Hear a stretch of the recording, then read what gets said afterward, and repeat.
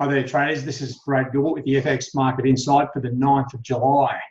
All right, now just coming into the Monday's trading now, just have a quick look at where the currencies are, and I'll come back and start piecing everything together. So you can see here after the Friday close, Monday open, Aussie is now pushing up towards 74.5, Kiwi up towards 68.40, Euro up at 117.60, Sterling popped up above 133. There's a bit of geopolitical issues here, a bit of a gap in the cable.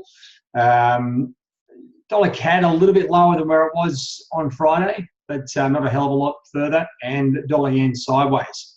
All right, now let's just work out what's going on here. So basically the US dollar is off. You can see it's trading lower against most pairs. Dollar yen a fraction, but it's pretty much sideways. So let's just have a look and piece this together now. The economic numbers, now we had the non-farm payrolls on Friday out of the US. Now this is one of the more robust numbers in the market, and you have to be aware when you are looking at these numbers that it can have a significant impact. The non-farm payrolls a little bit better than expected, okay, but the devil is in the detail. The rate, unemployment rate, first time it's gone up in a little while, and then also average earnings. Right? This is what the central banks have been focusing on quite a lot. A little bit lower than the forecast, and that was enough. You got the so the number one at the top here a little bit better, 2 and 3 both worse, and that led to an overall sell-off in the US dollar, and that's the way it went.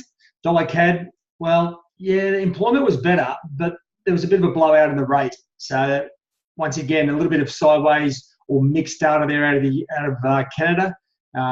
If anything, the overriding factor was the weaker non-farm payrolls, and that's why dollar CAD was a little bit lower than where it was before the releases. So you come back to the major currency pairs, and with that weakness in the overall US dollar, now there's no change. The market is still factoring in 2 more rate hikes by the Fed, but you'd think, okay, we've had a little bit of a blip. You can see where the data came out. There's a bit of a bigger line there on the weaker non-farm payrolls, but with normal market conditions, right? This is different to what we've got at the moment. I would be expecting these currencies to slowly climb, especially on Monday, Tuesday, before we get into some of the data. Each of these major currencies, the Euro, Sterling, Aussie, and Kiwi in particular, to all head up at least 100 points. Okay, Aussie up towards 75.5, Euro up to 118.5. Even cable, the market is short cable. I'd expect that to head up towards 133.5, 134, and Kiwi up towards 69.5. And you'd expect dollar yen to be lower. Right, now what is going on? Well, there's a hell of a lot going on still through the market. And if I just come back, bring you back to the major news, which is driving things. Actually, just before that, just to have a look here at the US dollar, it is starting to get a little bit of momentum on the downside, and if anything, it is just tracking down here. So we've got the dailies. I mean, I know it's sort of a bit sideways, but this is the start potentially of a big drift lower in the US dollar, and that's something that we have to sort of factor in.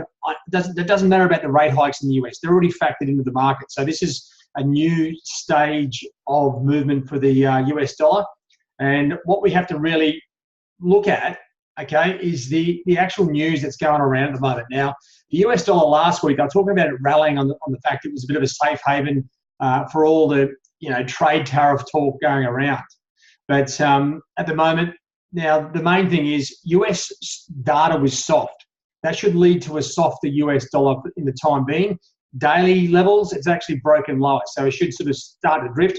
And that's what I was talking about with the other major currencies. They should probably rally about 100 points from these current levels. But then you come in and start looking around what's going on. There's a whole heap of geopolitical events. Obviously, Brexit, 2 of the ministers, UK ministers, Brexit ministers have already resigned over the weekend. So just keep an eye on that. That's partly why it's hard to work out what's going on with sterling. You'd think it'd be higher, but it is lower after those resignations. There's a bit of a gap there. I'm not sure what that's about. But just be aware that these guys are starting to walk, and that's going to put pressure on Theresa May, the UK PM. We've got, having a look at the Canadian dollar, now the chance of a rate hike from the Bank of Canada this week have increased to 90%. even with the slight drop off in the unemployment rate, they seem to have sort of neglected that. And, that's where we're all going. The Chinese want to remain under pressure. So basically, as I said last week, usually this news page would be more details about why currencies are going up and down. At the moment, it's full of ambiguous geopolitical issues. Okay, and that's what the hard part to swallow is when you're looking at these sorts of news. You're trying to work out where the currencies are going. All right. So when you come back to look at the majors, you're looking at, as I said, you're looking at, say, for the Aussie to be higher, Kiwi to be higher. Now, Kiwi should probably go. Aussie and Kiwi, these two currency pairs here, are heavily tied to China. Right now, there's a whole heap of geopolitical discussions. Euro, Chinese trade talks late in the week, if not on next weekend. That may be enough to keep dollar yen tracking sideways. Euro, still massive issues. I mean, yeah, sure, Euro should go up on the back of a weak US dollar, but there's still massive issues in Germany with their coalition government. Angela Merkel is still struggling to get something going there, and it comes down a lot to the immigration issues, policies with all the ongoing migrants, etc. in Germany.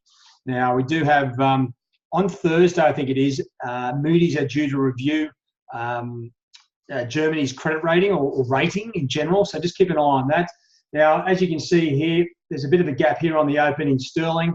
Those UK Brexit issues, talks, they got these cabinet meetings where they're supposed to be voting on all sorts of stuff and trying to get out of a soft Brexit or whatever it is. It's going to create a lot of havoc. So sterling, the chance of sterling going up at this stage is very hard to fathom. Euro really should be at 1.8.5. Is it going to go up there? Well, we've got those geopolitical issues with Germany and other simmering states. You look down here at dollar CAD. Oil is still hanging around 73.90. Mixed Canadian data, weak US data. I think it's already been factored in. I think we're going to see this thing trade sideways for the time being. I don't think it's ready to go anywhere. So you come back to that and you think, well, what the hell are we supposed to be doing? Okay, how are we supposed to plan the next trade? Well, you've got to wait. This is a really classic situation where you've got to wait for these weekend events to sort of come into play or play themselves out. Now, the other part is as well, you want to just have a look at the setup of the market. Now, at the moment, today's trading conditions, well, there's loads of geopolitical issues. You don't want the market's trying to second guess what to do with sterling and the other currencies. Now, as I said, if there weren't these geopolitical issues, all those currencies would be rallying and the US dollar would just be drifting lower. But with the trade tariffs with China and all those other ones I mentioned, it is a little bit of a cluster. Okay, so it's a bit of a mess. Now, what you want to do is start to piece together, okay, now where's direction going to come from? It's going to come from these upcoming events. Now, the first one, it's, once again, a speech by the central bank governor. It's definitely high impact and can be, but you've got to sort of look at what they're doing. Now, Draghi's due to speech or testify about the economy, monetary policy, and the virtual currencies, okay, before the European Parliament. So just be aware, if he's talking about the economy and monetary policy, that could be a huge potential knee-jerk in on the euro. Okay, is it going to go up yet? Well, it's pretty hard to say. I mean, there's so many uncertainties for a lot of these central bankers, especially with Trump running around various locations threatening trade tariffs and the like. The central banks can't manage that, right? So they've got to factor in the anomaly that Trump is. And so that may be enough to sort of slow things down. It's really going to come down to the US dollar. And then we start to get into some more serious numbers on Tuesday. Chinese CPI, very important for Australia and New Zealand in particular. You've got the UK manufacturing production numbers, and then you start to roll down through into the heavy impacting Bank of Canada interest rate decision. Then we've got Carney speaking after that. And then if I just can scroll down my screen a second. Then you come down to the ECB monetary policy meeting accounts. They have moved the market somewhat. And unfortunately, I wish it was coming out on Tuesday, the US dollar consumer price index. Now, we've had the non-farm payrolls, okay? They're slightly Well, if anything, a little bit mixed, but the average earnings were weaker. As I said, the unemployment rate is a little bit higher. It really comes down now to inflation. And if inflation is actually weaker, then they will really stick the boot into the US dollar. As I said, this would be great if it was on Tuesday, because then we've got the whole week to trade a weak US dollar. At the same time, if those US numbers are strong on Friday, it could see a correction straight away in that current drift lower in the dollar. So unfortunately, we've got to wait until Friday or Thursday, I think it is, before these numbers come out. So you got that Thursday, and actually don't forget, and I worked in the banks for almost 20 years. I tell you what, when I was managing the team and we had a Friday the 13th, risk on the desk would be reduced tenfold, right? Traders are very superstitious. Friday the 13th is not a great day to be trading, and that's what we've got this Friday.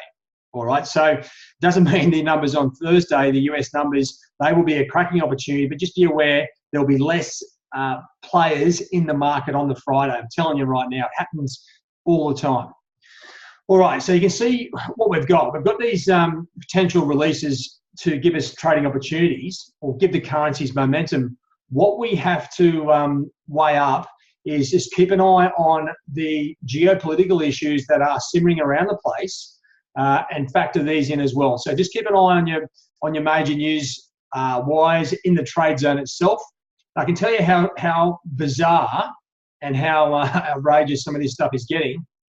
If I just come over here and show you one of the key news items. So the trade tariffs with China kicked in on Friday at noon, okay? Now, they were actually tracking on Weibo. It was one of the highest trending topics in Weibo was a boat coming over from, I think, the US to China with some soybeans in it. And they were tracking the progress, trying to work out whether we get into China, into the port, before the trade tariffs kicked off. And that is exactly, that's crazy. It's actually, I think they were even betting on it. As it turned out, the ship didn't make it. So all the cargo in the Pegasus gets hit with all the trade tariffs. Okay, and this is a realistic situation that China are going to be dealing with. It's just quite hilarious that how the market is, or people are actually looking at this. Now, if you thought things were going to get easier with oil, well, things are heating up with the Iran situation with the US trying to block them out of the whole commodity situation. So just be aware that dollar CAD is not going to be an easy trade going forward. We're going to see what happens with oil price.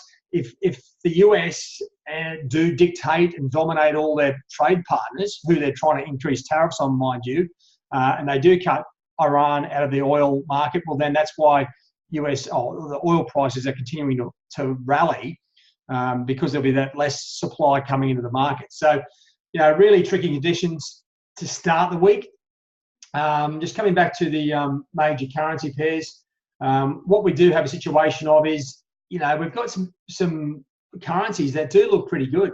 As I said, normal market conditions, you would be expecting these majors. If I just come back over the lines with the better trend lines, expecting these currencies to continue on their merry way.